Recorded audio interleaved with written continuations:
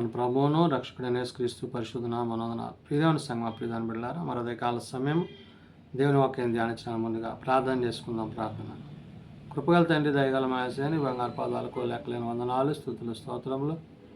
గతించిన రాత్రి అంతా రేఖల చాటును కాపాడి సంరక్షించిన దేవా, మరొక కాల సమయం సజీవులు ఎక్కడి చేరి ప్రార్థించుండగా వాక్యమైన దేవుడు వాక్యం ద్వారా నాతో మాతో మాట్లాడి మీరే మేము గణిత ప్రభావాలు పొందమని యేసునామమున నడుచున్నాం తండ్రి.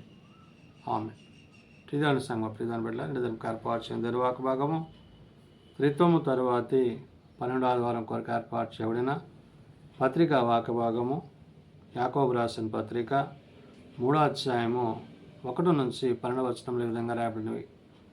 త్రిత్వము తరువాతి 12వ ఆదివారం కొరకు ఏర్పాటు చేయబడిన పత్రిక వాక్య భాగము యాకోబు రాసిన పత్రిక 3వ అధ్యాయము 1 నుంచి 12వ వచనంలో ఈ విధంగా రాయబడినవి. నా సహోదరులారా, బోధకులమైన మనము మరి కఠినమైన తీర్పు పొందదమని తెలుసుకొని మీలో అనేకులు బోధకులు కాకుండుడి. యాకోబు భక్తుడు పత్రిక రాస్తూ దేవుని యొక్క సహాయమును, దేవుని యొక్క సంఘమును, ఇశ్రాయేలీయుల యొక్క 12 గోత్రాలకి శుభమని చెప్పి వ్రాయినది. ఈ యొక్క దేవుని ప్రజగా, దేవుని జనాంగంగా ఆయన యొక్క చిత్తాన్ని జరిగించవలసిన వారమై ఉన్నాము. అయితే ఇక్కడ బోధకుల విషయంలో, పరిచారకుల విషయంలో మనకి దేవుడిచ్చిన స్థితిని బట్టి, అనగా ఇక్కడ యాకోబు అంటున్నాడు, నా సహోదరులారా, బోధకులమైన మనము మరీ కఠినమైన తీర్పు పొందుదమని తెలుసుకొని అన్నాడు. అంటే ఒక తీర్పు దినం ఒకటి ఉంది కాబట్టి బోధిస్తున్న మీరు ఆ బోధలో సత్యం లేకపోతే తీర్పు దినాన్న దేవుని ఎదుట కఠినమైన తీర్పులు ఉన్నాయి. మామూలు వాళ్ళకన్నా బోధకులకి ఎక్కువ మరి శిక్ష ఉంటుందనే విషయాన్ని యాకోబు గుర్తు చేస్తూ మీలో అనేకులు బోధకులు కాకుండాడి అంటున్నాడు. అంటే దీన్ని బట్టి మీరు జాగ్రత్త కలిగి ఉండండి. ఇలాగ మీరు కలిగి లేకపోతే మరి సంభవించబోయే పరిస్థితులను గురించి ఇక్కడ అంటున్న మాట, అనేక విషయములలో మనం అందరము తప్పిపోతున్నాము అంటున్నాడు. అనేక విషయాల్లో, దేవుని విషయంలో, వాక్యం విషయంలో, ప్రార్థన విషయంలో, విశ్వాసం విషయంలో అనేకమైన విషయాలను గురించి మాట్లాడుతున్నాడు. అనేకమైన విషయంలో మనం అందరము తప్పిపోతున్నాము. ఎవడైనను మాట యందు తప్పిన ఎడల అటివాడు లోపము లేనివాడై తన సర్వ శరీరమును స్వాధీనము నుంచుకొన శక్తి గలవాడు. లోపము లేకుండా, పాపము లేకుండా దేవుని అనుగ్రహించు, మహిమను పొందుకొంచు, నీతి న్యాయాలు జరిగిస్తూ యథార్థంగా ఉండడం అది దీవెనకరం. కాబట్టి ఎవడైనా మాట యందును తప్పని ఎడల అట్టివాడు లోపము లేనివాడే అంటున్నాడు. మనలో ఏ లోపం, ఏ దోషం దేవుడు చూడకుండానట్లు మన యొక్క పరిచర్యలు ఉండాలి. తన సర్వ శరీరమును ఏమంటాడు, స్వాధీనమును ఉంచుకున్న శక్తి గలవాడాడు. అంటే శరీరేచ్ఛల చేత ఆత్మను చంపేవారిగా మీరు ఉండకూడదు. శరీరానుసారంగా ఉండద్దు. శరీర క్రియలను విసర్జించి ఆత్మ సంబంధమైన జీవితాన్ని కలిగి ఉండండి అంటున్నాడు. గుర్రము మలనకు లోబడుటకై నోటికి కళ్ళెము పెట్టి వాటి శరీరం అంతయు త్రిప్పుదము కదా. వాడలను కూడా చూడుడి, అవి ఎంత గొప్పవై పెనుగాలికి కొట్టుకొని పోబడినను వాడ నడుపు వాని ఉద్దేశము చొప్పున మిక్కిలి చిన్నదగు చుకాని చేత త్రిప్పబడను. ఇక్కడ గుర్రాన్ని గురించి మాట్లాడా. గుర్రానికి ఏం చేయమంటున్నాడు, కళ్ళెం పెడితే అది మాట వింటుంది. అది కళ్ళెం పెట్టి దాన్ని మార్గంలో తీసుకోవచ్చు. వాడను కూడా చెప్పాడు. వాడలను చూసావా, అవి ఎంత పెద్దవైనప్పటికీ ఆ నడిపే యజమాని ఆ వాతావరణ పరిస్థితులను బట్టి, ఆ చిన్నదైన చుక్కాన్ని బట్టి దాని స్థితి మార్చబడుతుంది. అంటే అవయవము, శరీరంలో ఉండే అవయవాన్ని గుర్తు చేస్తున్నాడు. అంటే ఇక్కడ నోటిని, నాలుకను మనం భద్రం చేసుకోవాలి. అలాగనే నాలుక కూడా చిన్న అవయవమై బహుగా అదిరిపడును, ఎంతో కొంచెము నిప్పు విస్తారమైన అడవిని తగులబెట్టినాడు. ఈ చిన్నది ఏంటి? నాలుక. ఈ నాలుక మనల్ని విశ్వాసములో నుండి నరకంలోకి నడిపించే పరిస్థితులు ఉన్నవి, రక్షణ నుండి నాశనానికి నడిపించే పరిస్థితులు ఉన్నవి. కాబట్టి అలాగనే నాలుక చిన్నద అవయవమైనప్పటికీ బహుగా అదిరిపడుతుందంట. కాబట్టి నీ నోటిని నీ నాలుకను నువ్వు భద్రం చేసుకోవాలి. ఎంతో కొంచెం నిప్పు ఎంత విస్తారమైన అడవిని తగలబెడతాదో అలాగా నాలుక అగ్నియే అంటున్నాడు. ఈ నాలుక మనల్ని బ్రతికించడానికి, మనల్ని నాశనం చేయడానికి కూడా దాని స్థితి ఉంది. కాబట్టి నాలుక అగ్నియే.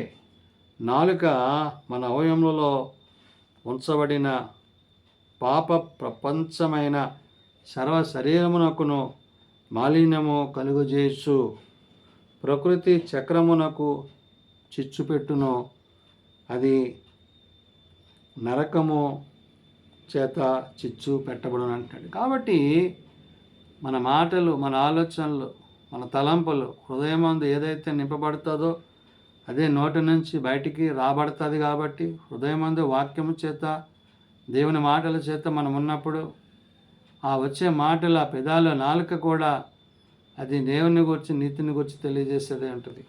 కాబట్టి మృగ, పక్షి, సర్ప, జలచరములలో ప్రతి జాతియు నరజాతుల చేత సాధుకాజాలను అంటున్నాడు. అంటే ఈ పక్షులు, ఈ మృగాలు, పక్షులు, సర్పం, జలచరాలు ఇవన్నీ కూడా ప్రతి జాతియు నరజాతి చేత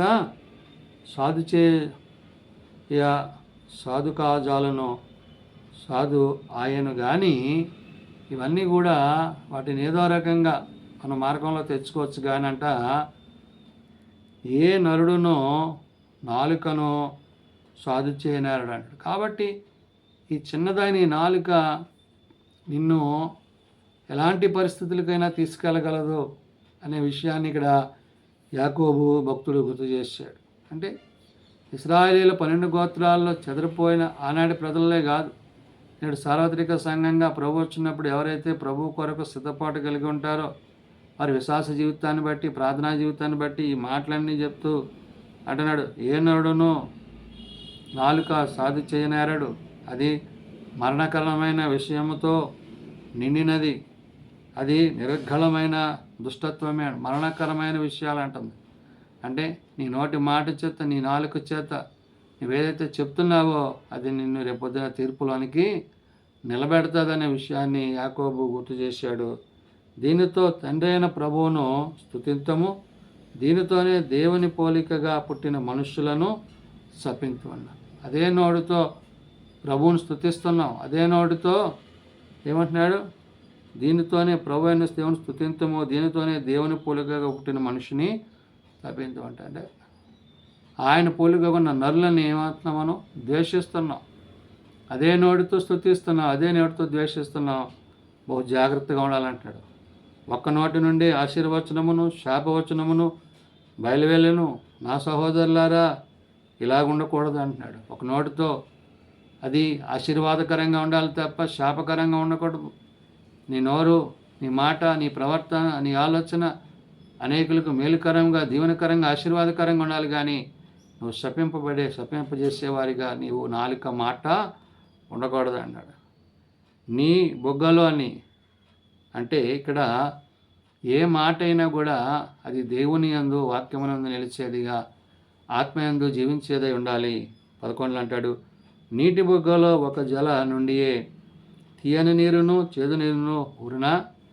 నా సహోదరులారా, అంజూరపు చెట్టును ఒలివ పండ్లైనను ద్రాక్ష తీగలను అంజూర పండ్లైన కాయన అటువలనే ఉప్పు నీళ్ళల్లో నుండి తీయని నీళ్ళు ఊరవు. కాబట్టి నీవేదైతే కలిగి ఉంటావో, నీ హృదయంలో ఏదైతే నింపుకుంటావో, ఏదైతే నీ మనసులో కలిగి ఉంటావో అదే నీ నాలుక పలుకుతుంది. కాబట్టి హృదయం అందు వాక్యం నుంచుకున్నప్పుడు, ఆత్మతో సత్యంతో ఆయనను ఆరాధించినప్పుడు, విశ్వాసంతో నువ్వు వేడుకున్నప్పుడు ఆయన నిన్ను తన ఆత్మ యందు నిలిపి మరణములో నుండి జీవములోనికి నేను నడిపించి తన నిత్య జీవానికి అనుగ్రహించునని భక్తుడైన యాకోబు తెలియజేసిన మాటలు. ప్రార్థన చేసుకుందాం.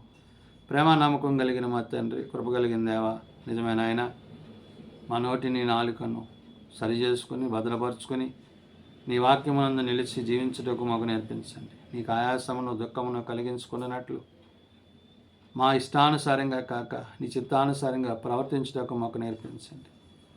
నిజమైన ఆయన మేము ఏది మాట్లాడాలో ఏది మాట్లాడకూడదో, ఏది నీ చిత్తమో ఏది నీ ఉద్దేశమైనదో ఎరిగి గ్రహించి ఆ ప్రకారం జీవించుటకు మాకు నేర్పించండి. బలహీనలను బలపరచండి, రోగులను స్వస్థపరచండి. హాస్పిటల్స్ వద్ద ఇండ్ల వద్ద ఉన్నవారు ముట్టి లేవనెత్తండి. కంపెనీలను పోగొట్టుకున్న కుటుంబాలను ఆదరించండి. ఏ ఒక్కరూ నశించగా ఆయన అంతరంతరం మారు మనసు కలిగి పాపక్షమాపణ కలిగి నేను నిత్యరాజ్యం ముందు చేరగలిగిన దయచేయమని, నేను దీవెనలతో నింపమని, మీరు అక్కడికి మమ్మల్ని సిద్ధపరచమని యేసునామమున అడుగుచున్నాము తండ్రి. ఆమేన్. పరలోకమందున్న మా తండ్రి, నీ నామం పరిశుద్ధపరచబడుగాక, నీ రాజ్యం వచ్చుగాక, నీ చిత్తం పరలోకమందు నెరవేర్చినట్లు భూమి మీద నెరవేరుగాక. మా దినాలను మాకు దయచేయము. మేము అపరాధం చేసిన వారిని మేము క్షమించున్న ప్రకారం మా అపరాధములను క్షమించు. శోధనలో తేకాదుషులను తప్పించు. రాజ్యము, శక్తి, మహిమ నిరంతరం నీవు నావు తండ్రి. ఆమేన్. మన పరమతండ్రి దేవుని ప్రేమ, ప్రభువైన యేసుక్రీస్తు కృప, ఆదరణకర్త అయిన పరిశుద్ధాత్మ సహాయము సదా తోడయండి సంరక్షించునుగాక. ఆమేన్.